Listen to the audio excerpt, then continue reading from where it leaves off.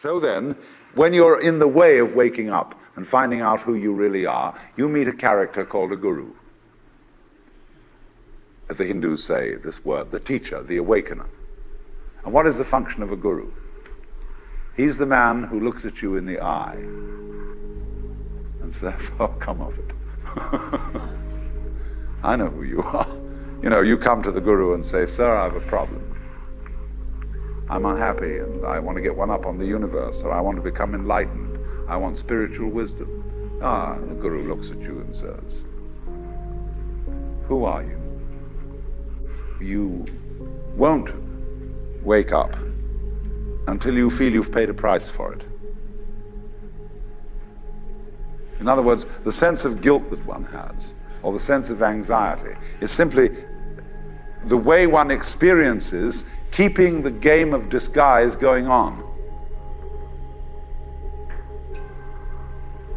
Do you see that? Because this is, you're saying to yourself, I won't wake up until I feel I deserve it. I won't wake up until I've made it difficult for me to wake up. So I invent for myself an elaborate system of delaying my waking up. I put myself through this test and that test, and when I feel it's been sufficiently arduous, then I may at last admit to myself who I really am, and draw aside the veil, and realize that after all, when all is said and done, I am that I am, which is the name of God.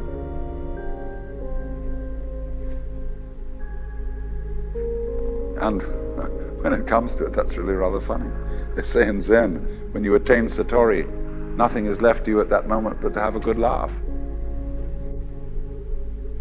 So it's a question fundamentally, do you define yourself as a victim of the world or as the world? You can define yourself. You see, if you identify you with what you call the voluntary system of the nerves, and say, only that's me, and that's really a rather limited amount of my total performance, what I do voluntarily, then you've defined yourself as the victim in the game. And so you are able to feel that life was a trap. Something else, whether it was God or whether it was fate or whether it was the big mechanism, the system, imposed this on you. And you can say, poor little me. But you can equally well, and with just as much justification, define yourself not only as what you do voluntarily, but also what you do involuntarily. That's you too. Do you beat your heart or don't you? Or does it just happen to you? And if you define yourself as the works, then nobody's imposing on you. You're not a victim. You're doing it. Because you can't explain how you do it in words, because words are too clumsy. And it takes too long to say. You get bored with it. But actually, then you can say, with gusto, I am responsible for this life. Whether comedy or tragedy, I did it.